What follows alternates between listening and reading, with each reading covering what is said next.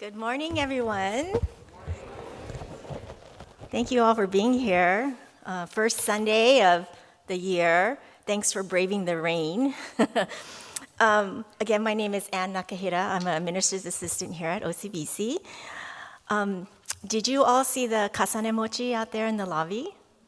Yes, so if you haven't heard, OCBC participated in the OCO Mochitsuki Pound-Off at Tanaka Farms, and that was last weekend. And the OCBC board took first place in the Old Farts division. So the kasane mochi, it represents the pine, the shochigobai, so pine, the plum, and the bamboo, and it's a meaning of good life or good luck for the new year. So what is a Dharma talk of the year without talking about New Year's resolutions? How many of you have New Year's resolutions? No one? Wait a minute. So this graphic, it's a survey of 539 people in the United States, aged 18 to 80 years old, who made New Year's resolutions. So the top answer, representing 48% of people in the survey, was to exercise more. How many of you exercise regularly? Oh, good. Is Margie Mio here? Oh, she is here. I know she exercises almost every day, and she is my role model for someone who has this life habit down. The next answer at 46% is to save more money. So my husband, Ron, asks me every year to create a budget, but I never get around to it. So I'm so lucky that he handles all the finances. The next answers are to eat healthier, to spend more time with family and friends, and to lose weight. And there are other couple ones there that are related to jobs. So to improve my performance on the job, to reduce stress on the job, and there's also to do more for the environment. So most New Year's resolutions are health-related. Eat better. Maybe that means eating more fruits and vegetables. For me, that means cutting out sugar. I have a sweet tooth, so that's really hard for me. Exercise more. Maybe you want to go on more walks, or actually use that gym membership. Lose weight. Maybe your doctor told you that you could lose a few pounds or that you could lose a few inches from your belly. But what if I told you that there was something else that you could do that is more impactful to your health? There's something else that can keep you healthy and happy. So let me explain. So some of you know that I'm a pharmacist in my day job. I attended a pharmacy conference in San Diego last year, and the closing keynote speaker was Dr. Robert Waldinger. He's an MD. Maybe some of you have heard of him before. He's a psychiatrist, psychoanalyst, and the director of the Harvard Study on Adult Development. And he's a professor at the Harvard Medical School. And most interesting to me is that he's also a Zen Buddhist priest. He's at the Henry David Thoreau Sangha in Newton, Massachusetts. So when they introduced him and when they said he was a Buddhist priest, my ears perked up and I was really at the edge of my seat, ready to listen. So I really loved listening to him speak. He has this really kind and caring way, and he's very, very engaging. He's done a TED Talk that has now received over 51 million views. He's been interviewed on numerous podcasts, and after the conference, I even emailed him, and he emailed me back, to my surprise. So over the last year, I've been reading his articles, listening to his podcasts, and he has these guided meditations. And I've also read his book called The Good Life, which was a New York Times bestseller. So the Good Life book was published in 2023, and it described the findings of the Harvard study of adult development. This study is the longest study,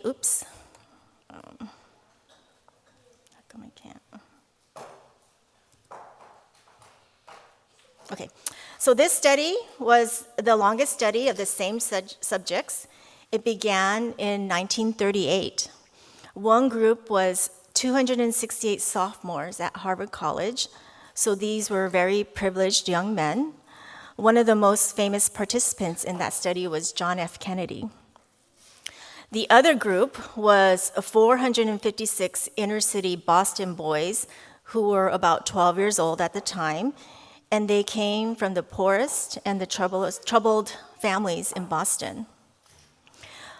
These two groups initially started as two different studies, but as time went on, they were merged into one study. And so about every 2 years, a complete picture of their health was gathered through physical and mental exams. As technology advanced, even their brains were scanned on an MRI machine. Information gathered included exercise habits, smoking habits, drinking, cholesterol levels, blood pressure, any of those lab values. Interviews included questions about employment, hobbies, number of close friends, job satisfaction, marital satisfaction, and as they grew older, there were questions on aging and retirement.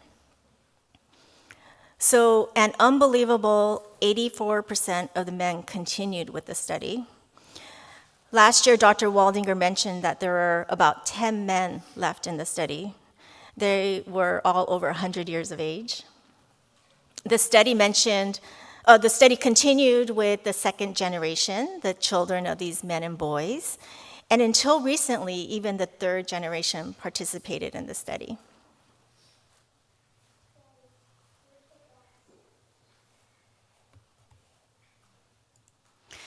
So according to the Harvard study, what keeps us healthy? What do you all think? Okay, so it's good relationships. The Harvard study and other studies confirm that human connections are very important. People who are more connected to family, to their friends, and to their community are happier and physically healthier than people who are less well connected. Quoting from the Good Life book, Dr. Waldinger writes, "More than healthy diet, exercise, and cholesterol, although those are very important, good relationships and social connections keep us the most healthy." So how does that work? How does good relationships keep you healthy?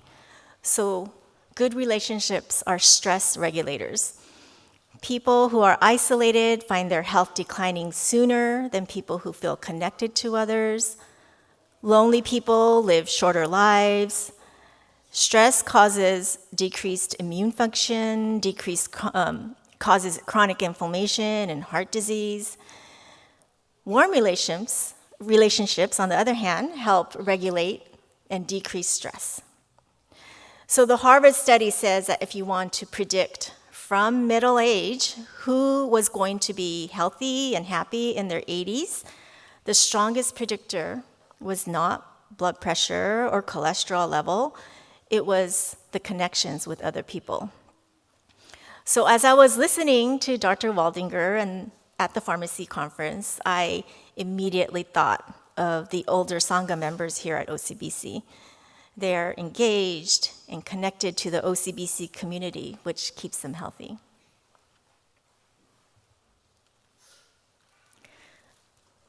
So what is the Buddhist message of this study? We just read the three treasures. The three treasures of Buddhism are the Buddha, Dharma, and Sangha. And as you know, there's the historical Buddha, Shakyamuni Buddha, and there's other Buddhas in different Buddhist traditions. We have Amida Buddha in our Naijing. There's the Dharma, which are the teachings, and then there's the Sangha. So to me, Sangha equals interdependence and social connections. Sangha is a reflection of the truth that all things are interdependent, and humans are the social creatures that thrive on social connections. There's a famous story where Ananda tells the Buddha, and the story is also quoted in the Good Life book.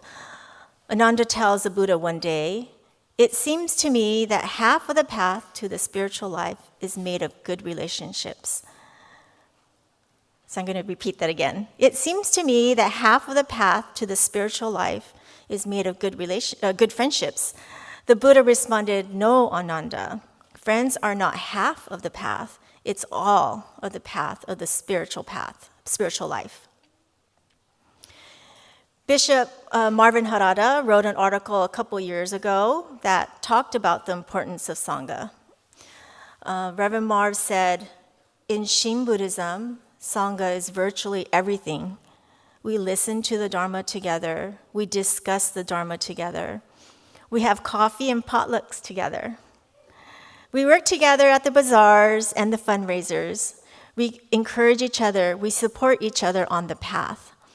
The new people learn from the wisdom and experience of the longtime members. The longtime members learn from the questions and freshness of the newcomers." I really like that article by Reverend Marv. It was published on the BCA website back in April of 2023. So go check it out if you're interested. And we all know that life is tough, life is dukkha, and friends and family help us navigate life.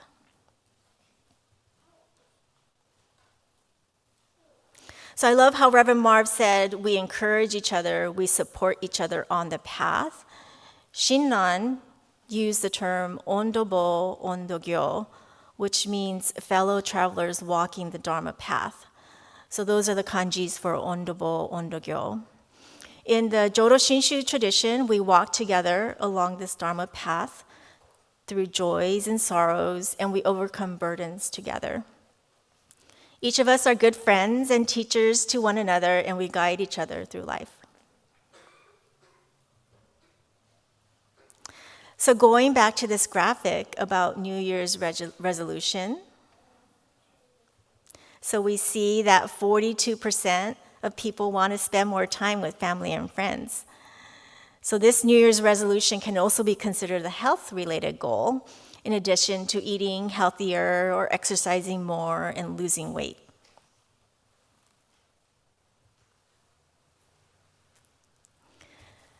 So your New Year's resolutions for 2026, if you had to choose one New Year's resolution this year, science tells us that you should choose to cultivate warm relationships.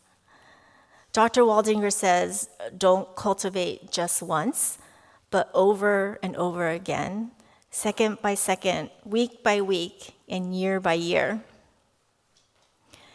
To summarize the study findings, people who are more connected to family, to friends, and to community are physically healthier and happier than people who are not well connected. Isolated people find their health declining sooner than people who feel connected to others. So how can we cultivate these relationships? Engage or re-engage with your OCBC community. Come for Sunday service. So I'm glad you guys are all here. You guys braved the rain to be here. I mean, it looks really full in the Naijin today. Stay in the Hondo for adult discussion for children, attend Dharma school, join or have your children join an OCBC organization. There's pickleball, basketball, BWA, ABA, Junior YBA. The acronyms go on and on. There are a lot of ways to get involved. You can volunteer at our upcoming Hanamatsuri or Obon Festival. Dr. Waldinger mentioned in his book that volunteering contributes to happiness by building relationships and providing a sense of purpose. Connect or reconnect with someone. So let's try an exercise here. Think of someone important to you. Call or text them today and plan to get together with them for a walk or for a meal. So those are your action items for your New Year's resolutions for 2026. Who is going to put those into action? Thank you. So I'd like to wish everyone a Happy New Year. Please join me in Gasho. Namo Amida Butsu. Namo Amida Butsu. Namo.